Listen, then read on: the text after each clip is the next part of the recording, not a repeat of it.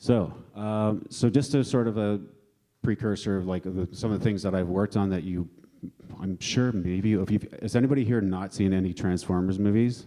Because you just get out. All right, so anyway, so I recently I've worked on Godzilla. So this guy is one of the titans in the movie. He's not seen that much, but he was pretty cool and fun to paint. He was like, I think this is like maybe the last thing I've painted. So, because it came out, the movie wasn't very good.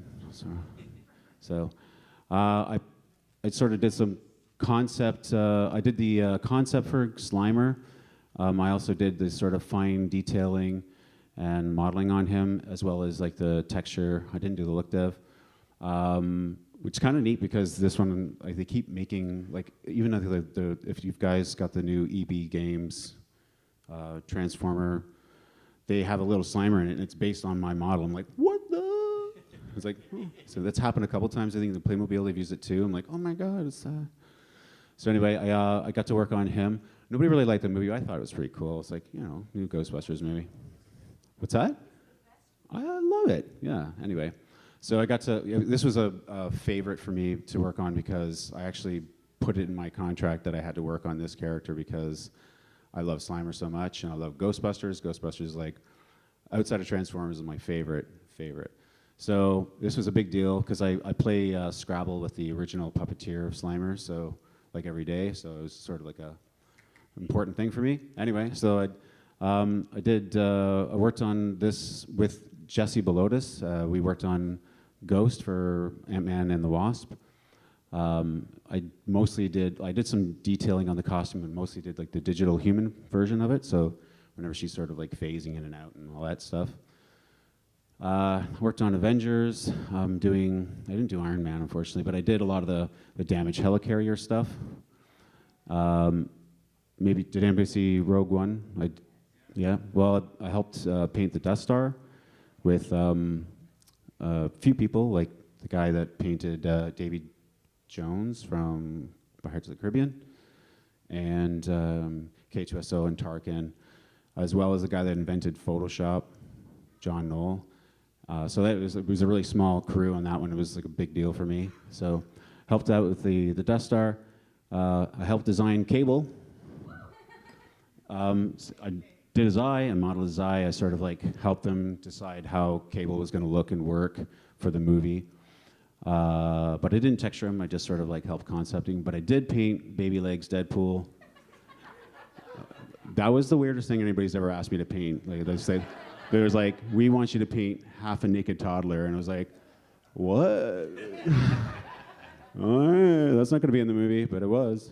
Anyway, hope I didn't spoil that for anybody if you haven't seen the movie. Yeah. Anyway, I painted, going into Transformers stuff, World War II Hot Rod. You barely get to see him, and like they haven't done a toy of him yet. And I'm like, come on, guys! Like, he's pretty cool. He's basically like Hot Rod with some different fairings, like just different sort of model pieces on him. I painted Hot Rod for the last night. I got to do a lot of concept work on him, and I got to decide on how a lot of him looks. I didn't see any complaints online about his look, just his voice. So, yes, yay on that one. So he went through a lot of sort of development, and I'm a super Transformers nerd. So I put a lot of stuff like, you know, this is Cybertronian for speed and power. You know, that's never going to be on the toy, or no one's ever going to know that, but you guys know.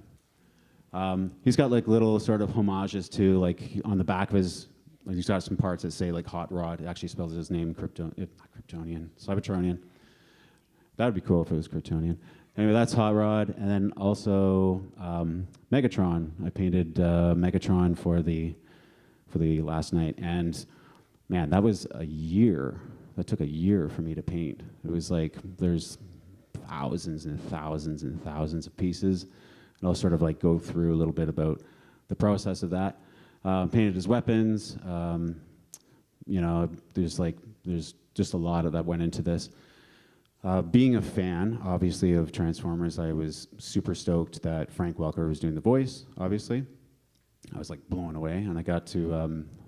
Frank also knows that I was blown away by it. I also managed to really pay homage to the G1 Megatron, because I'm not sure how you guys feel about the movie, but I was never really happy with Megatron in the feature films. It was always kind of a letdown. So it kind of looks like a bunch of broken shards, and I kind of really like this one. And since they sort of gave me free range to texture him, I mean, we had concepts to work with, like basic ones. They said, do your own thing. I went in there and, what was missing on most of the other ones? G1 has red, right? G1 Megatron has red on him. So I made sure that, he's got red on the sides. It's hard to see on these images, but I made sure that he had the red, because that was my sort of tip of the hat to the G1 Megatron. So some of the stuff I've worked on is not always good. There's sometimes it's crappy. Tweet, tweet. So yeah. So anyway, I helped develop Vampire Sparkle. I'm sorry. I needed to eat. So yeah. Anyway, so I spent all this time developing what this crystal looks like inside them, and even kind of trying to make it cool.